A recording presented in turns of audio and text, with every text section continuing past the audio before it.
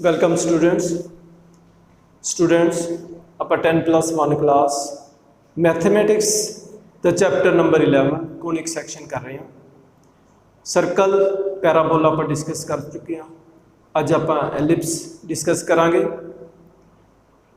बच्चों जदों आप कोण नूं एक ऐसे प्लेन नाल डिवाइड करते हैं जिहड़ा angle between the plane and the axis of the cone beta वो semi vertical angle of the cone वो ग्रेटर होंदा है, बट बीटा लैस दैन 90 होवे तो अपने को जो सैक्शन होंदा कोण दा वो एलिप्स बनता है।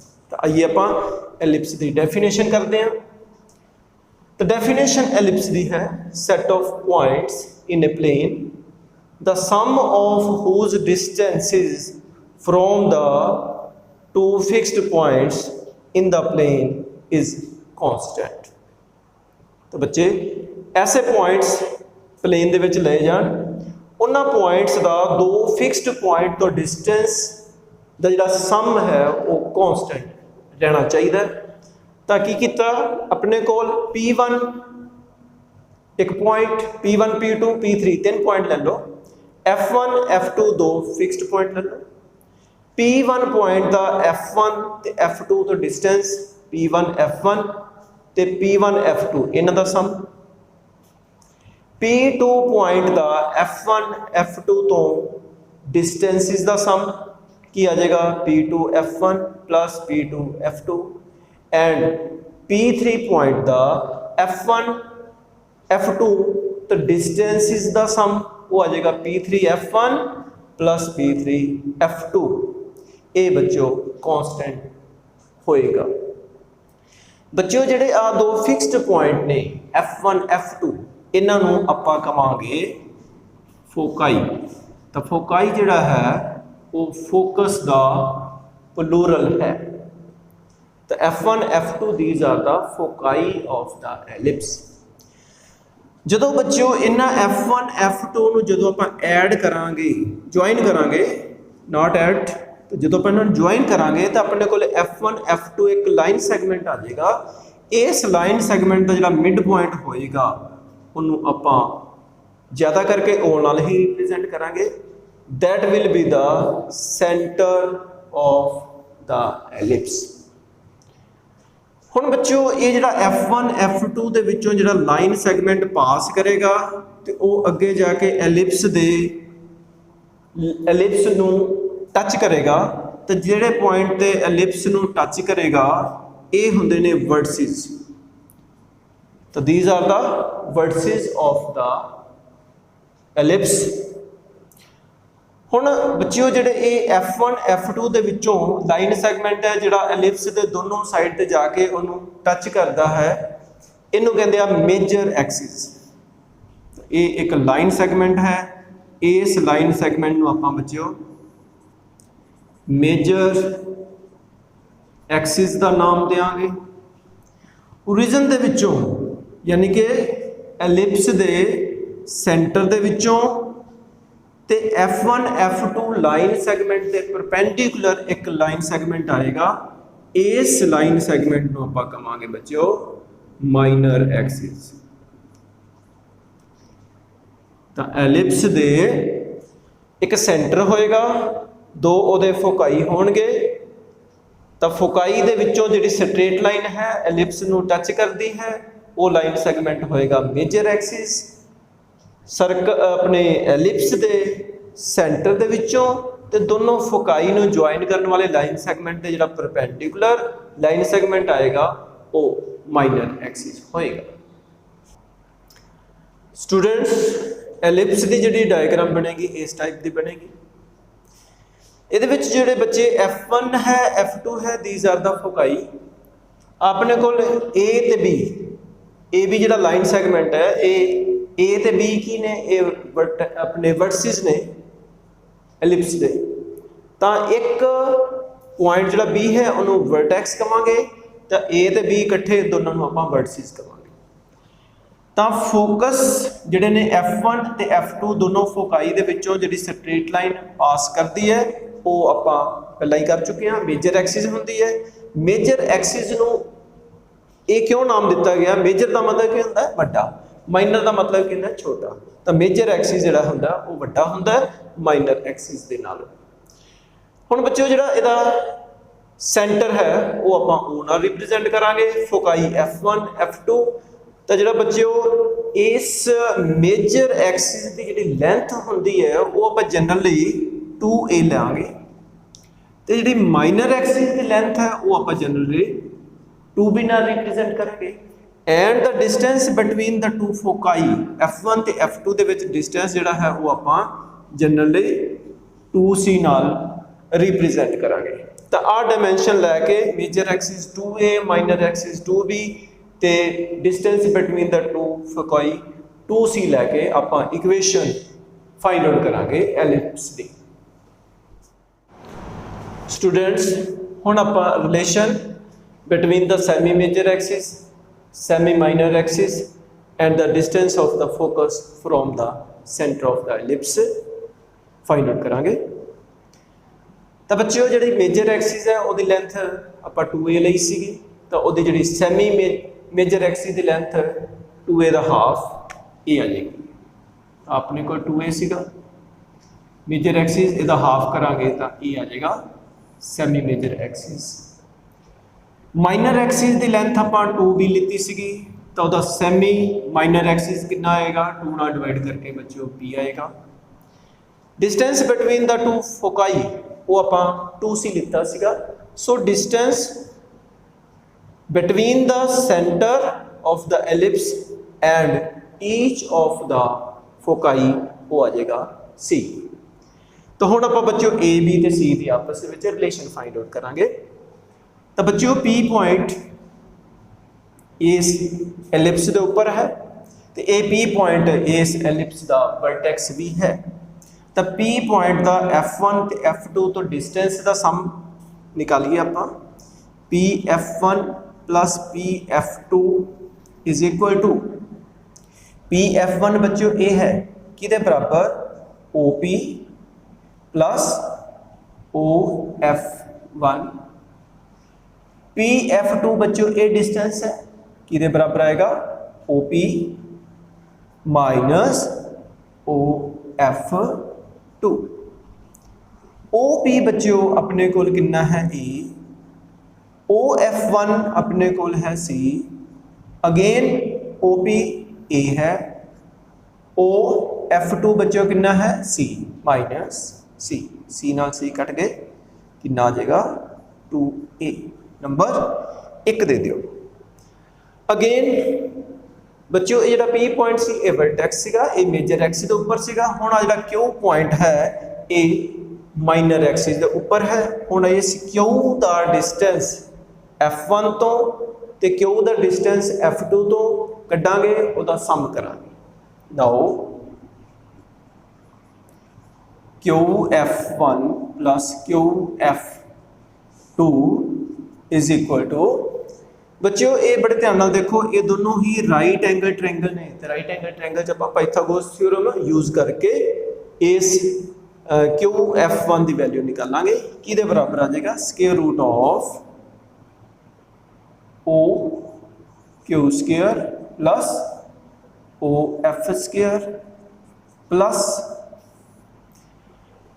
QF2 ये आ जाएगा अपने को OQ square plus OF2 square. इतने बच्चों OF1 OQ बच्चों अपने को B है तो B स्क्वायर आ जाएगा। OF1 कितना है C स्क्वायर आ जाएगा।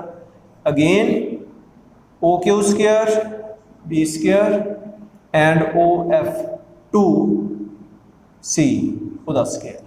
तो ये दोनों ऐड होके 2 square root of B square plus C।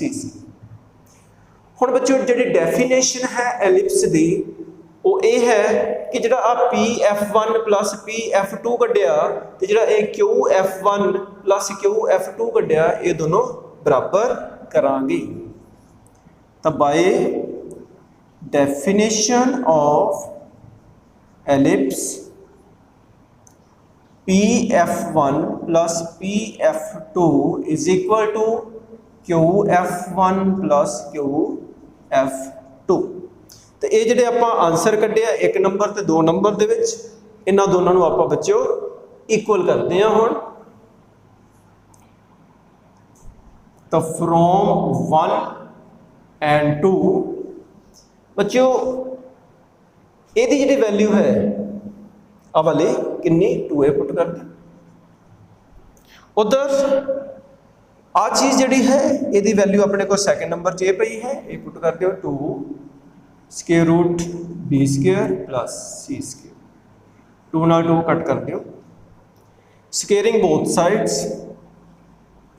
जो बच्चों स्क्वायर करोगे इधर आ जाएगा a स्क्वायर, उधर आ जाएगा b square plus c square. So this is the relation between a b c। a is semi major axis, b semi minor axis, c distance of the focus from the centre of the ellipse.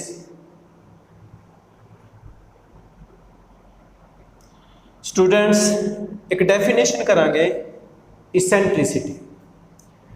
Eccentricity of an ellipse is the ratio of the distances from the centre of the ellipse to one of the foci.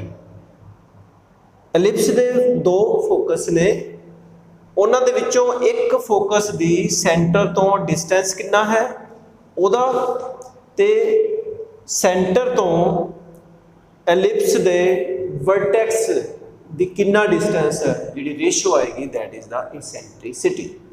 तो हुण बच्चों centre अपने कोल इस ellipse दा O है, focus F2, इहदे विच दूरी कितनी C, सेंटर तो वर्टेक्स A, इहदे विच दूरी कितनी है बच्चों A, तो C upon A, this is the eccentricity. Eccentricity is represented by E, तो E is equal to C upon A।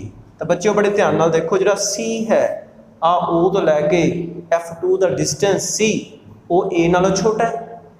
ऊपर क्वांटिटी छोटी है, नीचे क्वांटिटी वड्डी है, जो तो अपन डिवाइड करांगे आंसर एक तो छोटा आएगा। पर एक गल का ध्यान रखना, ये आंसर हमेशा आएगा पॉजिटिव, क्योंकि रेशियो है, ऊपर भी आंसर है डिस्टेंस है, नीचे भी डिस्टेंस है, पर आंसर आएगा पॉजिटिव, पर एक तो छोटा आएगा। So remember that the eccentricity of an ellipse is always less than 1। Students हुण आपां standard equation of ellipse find out करांगे।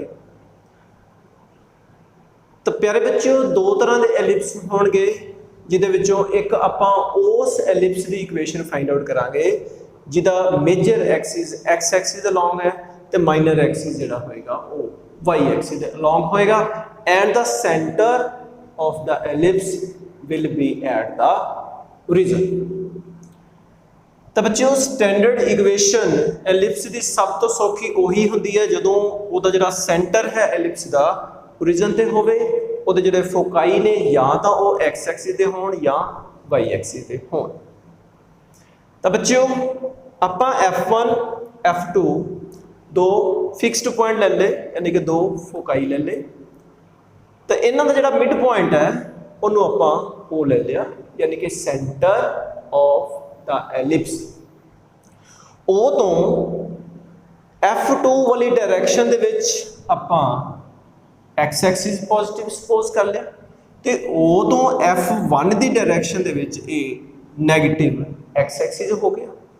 जिहड़ी लाइन ओ जो पास करती है F1 F2 लाइन सैगमेंट के परपेंडिकुलर है, ये आपां बच्चों वाई एक्सिस सपोज कर लेते। हुण बच्चों P कोई पॉइंट ले लो x y on the ellipse. Let the coordinates of F2 they are C0 and coordinate of F1 they are minus C0. Let P be the point such that the distance of P from F1 and the distance of P from F2 and the sum is 2a. तो suppose कर लिए ये आपां PF1 plus PF2 is equal to 2a आपां definition की है ellipse की भी एलिप्स के उपर कोई पॉइंट है उस पॉइंट का जिहड़ा फिक्सड पॉइंट तो डिस्टेंस का जिहड़ा सम है वो कांस्टेंट होना चाहिए। तो PF1 प्लस PF2 आपां 2a ले लिया। तो हुण बच्चों PF1 PF2 इत्थे आपां डिस्टेंस फार्मूला लगावांगे। तो PF1 की वैल्यू x माइनस F1 के coordinate minus c square plus y minus 0 square plus PF2 mean x minus c square plus y minus 0 square is equal to 2a implies x minus minus plus c square plus y square is equal to बच्चों इस term नूं दूसरे पासे shift कर दियो। ये rule है अगर दो स्केयर रूट वाले टर्म ने एक पासे तुहानूं इक्वेशन सॉल्व करने वास्ते एक स्केयर रूट वाला टर्म दूसरे साइड पे शिफ्ट कर देना। तो 2a minus square root x minus c square plus y square squaring both sides square करने नाल आ स्केयर रूट कट जाएगा। तो x plus c square plus y square is equal to बच्चों इत्थे formula a minus b square a minus b square mean hello जी a square plus b square minus 2ab। तो 2 into 2 4 a square root x minus c square plus y square implies square खोल दो x square plus c square 2cx plus y square is equal to 4a square plus square नाल बच्चों square root cut जाएगा लेकिन x minus c square जो आप square खोलेंगे तो x square plus c square minus 2cx plus y square minus 4a x minus c square plus y square. तो कुछ टर्म लैफ्ट से कुछ राइट से कट करिए x स्केयर नाल x स्केयर कट होएगा c स्केयर नाल c स्केयर कट होएगा y स्केयर नाल y स्केयर कट करो। हुण बच्चों एक पासे आपां स्केयर रूट वाला टर्म रखांगे दूसरे पासे आपां स्केयर रूट तो इंडिपेंडेंट टर्म रखांगे। तो अपने कोल ए पिया 2cx पॉजिटिव आ 2cx इधर आके 4cx बन जाएगा। आ टर्म 4a स्केयर ये भी इधर ले आओ ए वाला टर्म ए वाला टर्म ए वाला टर्म हो गए these are independent of square root. दूसरे साइड पे minus 4a square root of x minus c square plus y square. बच्चों दोनों साइड ते 4 नाल कट करो तो अपने कोल की आएगा cx minus a square is equal to minus a square root of x minus c square plus y square. तो 4 दोनों साइड ते आप कट कर स्केयरिंग बोथ साइड दोनों साइड ते जो आप स्केयर करांगे ये आ जाएगा c square x square plus a the 4 minus 2a square cx is equal to minus a दा square a square bracket x minus c square plus y square implies c square x square plus a the 4 minus 2a square cx is equal a बच्चों bracket खोलोगे नाल a square they multiply भी करोगे तो x square नाल a square plus c square नाल a square c square minus 2cx नाल a भी गुना होएगी a square cx plus a square y square. तो 2a स्केयर cx दोनों साइड ते सेम टर्म कट गया। होर बच्चों कोई टर्म नहीं कटिंदा। हुण आपां की करांगे एक्स स्केयर वाले टर्म इकट्ठे करांगे तो वाई स्केयर वाले टर्म इकट्ठे करते हाँ। तो आइए हुण एक्स स्केयर तो वाई स्केयर वाले टर्म तो एक्स स्केयर वाई स्केयर तो इंडिपेंडेंट टर्म इकट्ठे करिए। तो बच्चों एक्स स्केयर वाले टर्म आ रहे अपने को दो, तो की करिए ए स्केयर या सी स्केयर इस साइड पे शिफ्ट कर दिए। देखो बच्चों मैं जिहड़ा आ वाला टर्म सी सी स्केयर एक्स स्केयर वो ए स्केयर एक्स स्केयर वाले साइड पे शिफ्ट किया। हुण अपने कोल ये भी एक टर्म पिया है a square y square, constant term आप दूसरी साइड पे लै जाइए is equal to a the 4 ते आ ए स्केयर सी स्केयर आपां ए दी 4 वाले साइड पे शिफ्ट कर।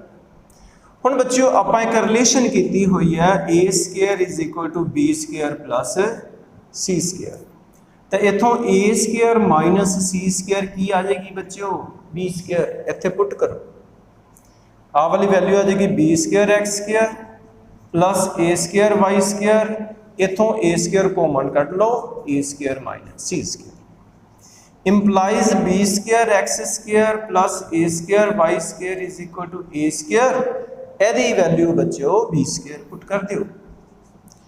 हुण बच्चों दोनों साइड ते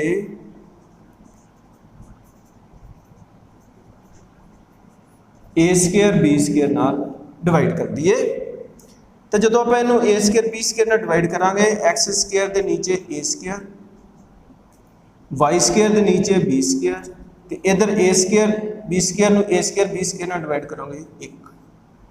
सो this is the equation of the ellipse, ellipse केड़ा जिहदा major axis x axis along है तो minor axis y axis along है।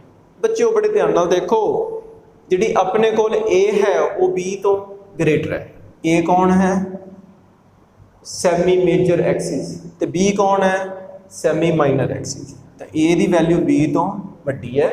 तो बड़े ध्यान नाल देखो एक्स स्केयर दे थल्ले जिहड़ा डिनोमीनेटर है वो वाई स्केयर दे थल्ले डिनोमीनेटर नालों वड्डा है। जो एक्स स्केयर दे थल्ले डिनोमीनेटर वाई स्केयर दे थल्ले जिहड़ा डिनोमीनेटर है वो नालों वड्डा होवे तो आ जिहड़ा एलिप्स बनता है इस एलिप्स का major axis along X axis हुंदा है तो minor axis along Y axis हुंदा है। बच्चे एक होर गल एक्स स्केयर आ गया, so this ellipse has symmetry about Y axis, also Y दा स्केयर भी आ गया, so this ellipse also has symmetry about x axis, so ellipse has symmetry in all the 4 quadrants, तो ellipse दी symmetry होएगी चारों quadrant। Students हुण आपां एक नवी डेफिनेशन करन जा रहे हैं, वो डेफिनेशन है लेटस रेक्टम की होंदा। The latest rectum of an ellipse is a line segment perpendicular to the major axis through any of the foci and whose endpoints lie on the ellipse। The diagram चाओ ellipse केड़ा बनिया होया है x square upon a square plus y square upon b square equal to 1। तो इस ellipse दे दो foci है F1 F2, इन्हां दोनों ही फोकाई दे विचों आ जिहड़ा मेजर एक्सिस एक्स एक्सिस है ये परपेंडिकुलर दोनों फोकाई दे विचों लाइन पास करती है, तो वो किहड़ी है एक आ ए बी है दूसरी आ सी डी है, ए ते बी ते आ सी ते डी वो एंड पॉइंट्स ने किहदे लेटेस्ट रेक्टम दे। तो लेटेस्ट रेक्टम दी डेफिनेशन तो any line passing through the foci perpendicular to the major axis whose end points are on the ellipse, this is the latest rectum। हुण बच्चों इस A be the या ए C D दी आपां length find out करांगे। अपने कोल ellipse x square upon a square plus Y square upon b square equal to 1 है, तो उहदे वास्ते की करिए बच्चों आपां ओ centre of the ellipse F2 focus coordinate C0 AB that is the latest rectum passing through F2. Let AL, suppose करो AL अपने कोल स्मॉल L आप suppose कर लिया. सो A दे कोआर्डिनेट की आएंगे, पहला आप O तो F2 तक मूव करांगे, कितना डिस्टेंस है जिहड़ा O तो लैके F2 है वो डिस्टेंस है फोकल डिस्टेंस C दे बराबर, तो C तो ऊपर आप y एक्सिस दे लॉन्ग मूव करांगे कितना L, क्योंकि आप AL कितना लेता है बच्चों L. जो A पॉइंट है ਉਹਦੇ कोऑर्डिनेट की आ गए CL, ते आ अपने कोल की है बच्चों एलिप्स है. तो since A point having coordinates CL lies on this parabola, this ellipse, therefore x की वैल्यू C पुट करो, y की वैल्यू L पुट करो, therefore C square upon A square plus L square upon B square is equal to 1. तो implies L square upon B square is equal to 1 minus C square upon A square. So L square upon B square is equal to बच्चों इधर A square LCM आ जाएगा, A square minus C square. बच्चों A square minus C square की दे बराबर है B square दे. Reason because A square is equal to B square plus C square. तो A square तो B square, A square तो C square minus करांगे तो B square आ जाएगा. तो अपने कोल L square कितना आ गया, आ B square ना मल्टीप्लाई हो गए B the 4 upon A square. इतों बच्चों L की आएगा B square अपॉन A, क्योंकि L की है डिस्टेंस है, नेगेटिव नहीं हो सकता. सो L स्क्वायर अगर B दी 4 नीचे A स्क्वायर है तो L आ जाएगा B स्क्वायर अपॉन A. तो A बच्चों आप की फाइंड आउट किया, AL फाइंड आउट किया. Because the ellipse has symmetry about x axis, so Jinnah AL होएगा उन्ना ही LB भी होएगा.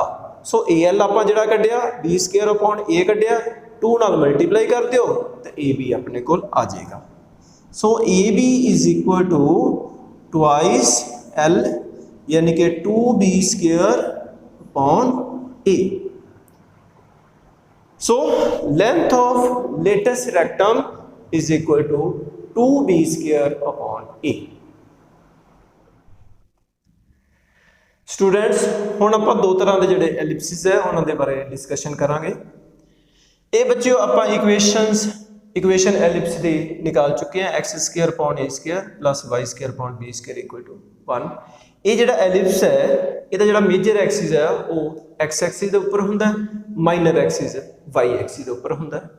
इस तरह ही एक होर एलिप्स है जिहदा मेजर एक्सिस वो वाई एक्सिस के उपर होएगा ते माइनर एक्सिस एक्स एक्सिस के उपर होएगा. ਜਦੋਂ ਮੇਜਰ ਐਕਸਿਸ ਵਾਈ ਐਕਸਿਸ ਤੇ ਹੈ, ਮਾਈਨਰ ਐਕਸਿਸ ਐਕਸ ਐਕਸਿਸ ਤੇ ਹੈ, ਉਦੋਂ ਜਿਹੜੀ ਐਲਿਪਸ ਦੀ ਇਕੁਏਸ਼ਨ ਬਣੇਗੀ ਉਹ x square upon b square plus y square upon a square equal to 1 ਬਣੇਗੀ. ਐਂਡ ਦਾ condition is a greater than 0, a greater than b. the relation between a b c is a square is equal to b square plus c square.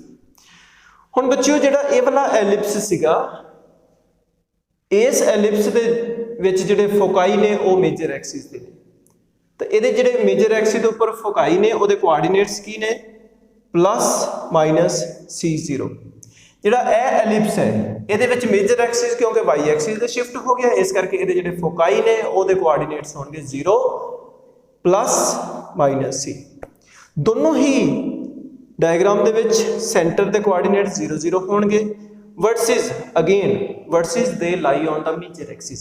तो इस ellipse दे विच जिहड़ा major axis दे ऊपर versus ने किहड़े a ते b, ओदे coordinates की आणगे बच्चों plus minus a 0. इधर मेजर एक्सिस क्योंकि y एक्सिस ते चला गया, इस करके वर्सेस दे कोआर्डिनेट्स की आ जाएंगे 0 प्लस माइनस a. दोनों ही एलिप्सिस दे विच length of major axis 2a रहेगी, length of minor axis 2b रहेगी and length of latus rectum 2b square upon a रहेगा. तो बच्चों ये अपने एलिप्स की थ्योरी कंप्लीट होती है. Thank you very much.